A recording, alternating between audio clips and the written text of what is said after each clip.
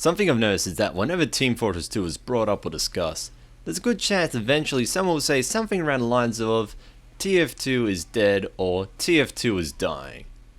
Now, I'm not a particularly big fan of this phrase.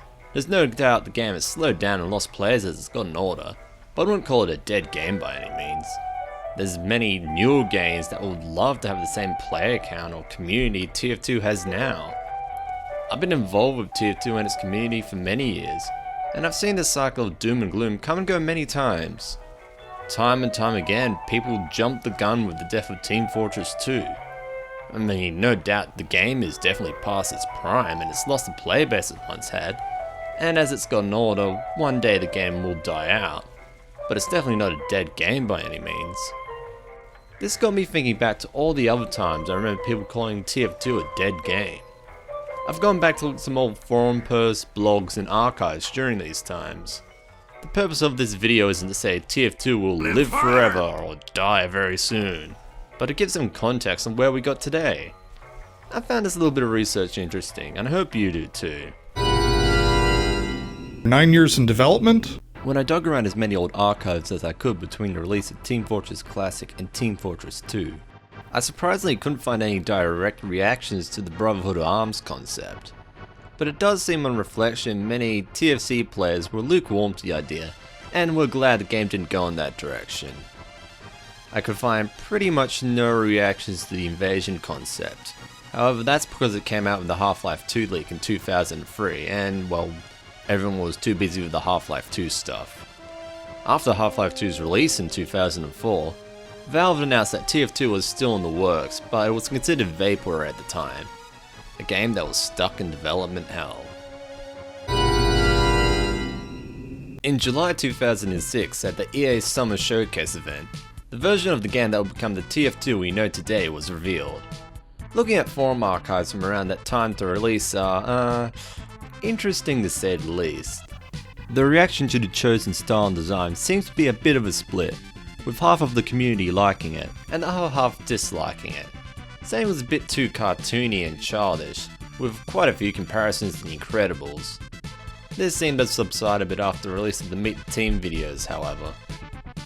When more mechanics were revealed closer to release though, there was even more cries of outrage. The removal of TFC's grenades seemed to be a nail in the coffin for some people. Nowadays it's well accepted that grenades were removed due to players spamming them when near death, but many TFC players saw this as Valve trying to make the game more casualized and geared toward console players, so they refused to buy the game, apparently. Whether many of these people actually did so, I can't really confirm. Oh boy, this was my first wave of TF2 is dead I experienced firsthand. Long story short, the Scout's first lot of unlockable weapons was not received very well. The Force of Nature's knockback mechanic was much stronger and did much more damage. Bonk let you pick up the intelligence while invincible, and the worst was the Sandman, which had the ability to stun Ubered players. Oh man, people were not happy. And it didn't help everyone was playing Scout both to use and get new items. I found this blog post by the Spoony one of all people that described the situation quite well. I took about a 6-month break from the game to do videos. I come back to Team Fortress 2 to find it in an appalling shambles. What was once a beautifully balanced game has become a den of achievement hauls and twinked out, unbalanced classes. The Scouts are the worst right now. Everyone and their brother is playing a Scout. It's not uncommon to see teams comprised almost entirely of Scouts, either maxed out and bloodthirsty or whoring themselves out for their own achievements. Casual players are no longer welcome, it seems. TF2 is the Munchkin's playground now. I remember calls of Valve and the TF2 team being out of touch and TF2 being dead in 2009. Fortunately, the Scouts' weapons were balanced out later over the next few months and years, and these calls quickly died down. Well, until... The Spy vs Sniper update brought one of the biggest parts of TF2 into the game. Hats. Honestly, talking about what the impact hats had in the game could be its own video, but I'll break it down here as much as I can. The way hats initially were obtained was based on random drops, which also were introduced in this update. In the original drop system, every 25 minutes a player would get a 1 in 4 chance of getting an item once they died. This was intended to make players who played more have a high chance of getting a hat drop, and give a chance for players who had trouble getting achievements to get the newer weapons. The problem was, the drop rate for hats was incredibly low, and this was before trading, crafting, and unboxing existed. Hats became a status symbol. If you had a hat, you were a god. It became an in-joke with the community that those without hats were poor and Irish compared to the pros with their mighty tower of hats. This gave birth to the rise of idle servers. I seem to remember at its peak, idle servers made up around 60 or more % of community servers running. People would join a server, pick a class, and leave their PC running for a few hours or even days. There were hundreds if not thousands of servers dedicated to not playing the game. Things only got worse after that.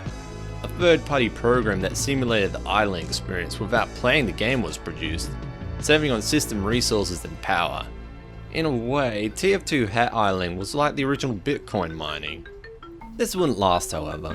Valve took a zero-tolerance approach to the use of external programs to get hats, and punished those who used them while rewarding those who didn't with a hat called the Cheater's Laminate. This created a massive divide in the TF2 community. Suddenly, the hatless became the hatted, and the hatted became the hatless. And both those who idled and lost everything and those who got hats legit were furious. Forget Gibbs' vision, the Halo was the original noob hat. People even made mods that changed their hats into slurs that are so angry.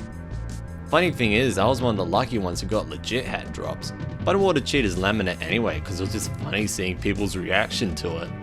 Of course, among all this came the cries of Team Fortress 2 is dead, since it became all about the hats rather than the gameplay. It is kinda weird looking back at it now since cosmetics play such a big role in TF2's modern identity. For better or worse. Honestly, there's a lot more to this period of TF2, but I'll leave it for now. Alongside the Uber update in 2011, Team Fortress 2 became free to play. Looking back at it now, I hardly noticed anything different, aside from a lot of SMG snipers running around, and kinda being disappointed that I only got a hat for buying the game. Just like the hats, this update created a big divide in the community, between the people who had purchased the game, and the new players just coming in. This was the birth of free-to-plays. New players, normally quite young, joining a game with an already established community, and just having no idea how to play the game. You gotta remember this was around, or at least pretty close to peak Call of Duty. A lot of the community servers became so badly flooded with free-to-play users that regular users couldn't join their favourite servers, and if they did, it wasn't with their friends or other skill players, it was with completely new players who just downloaded the game 10 minutes ago. Some server admins went as far to make scripts that auto-banned new players who hadn't brought the game. Once again, among all this came the cries of TF2 is dead, Valve ruined the game. As funny it is though to look back at these claims now. It did seem like that if you're a dedicated TF2 player. Your favourite server? Now it's full of idiots, and better players can't join. Valve tried to remedy this by making their own servers and adding the quick play feature, but this only just started the death of community servers. After the free-to-play update, every now and then the phrase TF2 is dead will pop up. I remember around the Pyro update, a lot of people kinda said it ironically because the Pyro, who was depicted as this mysterious, fiery character, was revealed to be this cutesy psychopath. It was still a fun update though. I remember when End of the Line came out, the map Snowplow wasn't added to the game because it was too complex for new players, and that phrase became a bit of a meme. Also, the update was full of monetary grabs. Remember the duck journals? Even back then, bonus ducks was a dead meme. I can't really remember much from around 2015 to 2016, because I wasn't actually playing TF2 around that time. I think there was a bit of drama around the invasion update, but I don't know if it was like TF2 is dead drama. Probably just regular drama? I don't know. This is probably the closest TF2 actually has come to dying off so far.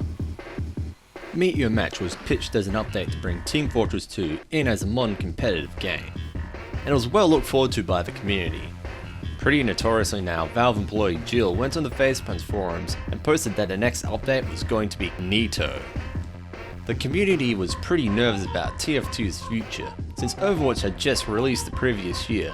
It was the first actual competition TF2 had in a very long time. A lot was riding on this update, and expectations were high. These expectations were not met. On release, the reception was not good. There were quite a few good changes, but also a fair few more questionable ones. What really upset people was the replacement of quick play with a more modern waitlist option for casual and competitive servers run by Valve. The initial version of this didn't give players any control over what maps they wanted to or not to play. This menu update also further buried away community servers in man vs machine. Although funny enough, they did receive a boost in players at the start due to how crowded Valve's own servers were on the day of the update. The competitive mode was quite weak, to be honest, just being a redone version of MVM's lobby system. A lot of big players in TF2 community had left or started to leave around this time too. Probably the most notable being Muzel, who was probably the biggest TF2 YouTuber at the time. He pretty much quit the game to make Overwatch videos, blaming the lack of new content and being burnt out on the game. Following this update, things were looking pretty grim. Hackers gradually filled up casual servers, community servers either fizzled out or resorted to gimmicks to survive. I ended up making a stupid mapping fad, and many people left for greener pastures, seeing this as the end of Team Fortress 2. A lot of videos around this time focused on the negatives of TF2, which compacted this feeling. TF2 just became the stupid meme hat game you used to play years ago and got bored of.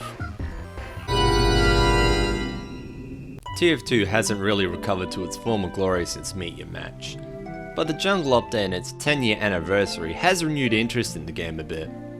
I mean, Muzelk's making videos again. That's a good thing, right? In all seriousness, the current state of Team Fortress 2 probably isn't as bad as it could be, but it could also be a lot better. I think many people see TF2's falling position on the player count charts and scream, "Dead game," in a panic. For what I remember, TF2 never really had the player count a lot of the chart toppers today on Steam have.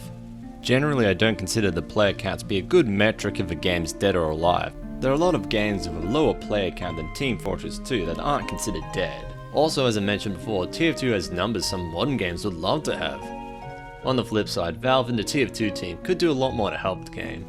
I think the community would love more communication and attention, but given the apparent situation at Valve, I don't think that's happening. One day Team Fortress 2 will die out, either due to a new Team Fortress game, or Valve's just general lack of support and care. Even when this eventually happens, I think TF2 as an idea will live on.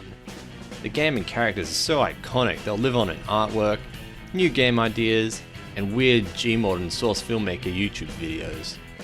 Also, as long as team-based shooters are made, someone will probably make a comparison to Team Fortress 2, or Overwatch. If you're worried about the future of Team Fortress 2, I strongly encourage you to get involved in its creative community. Make videos and artwork about the game, or learn how to make maps and models. What drives people to come back to an old game is new content. And hey, you might even end up making something that gets in the game. Long story short, Team Fortress 2 is not dead. Things could be better, but they're not as bad as they could be. What's important is we have a higher player count than Battleborn. Alright, thanks for watching. I'm pretty sure I might have missed one or two times everyone said TF2 is dead, but these are the major ones I remember. Basically, whenever there's a major update, a bunch of people will say TF2 is dead for whatever reason.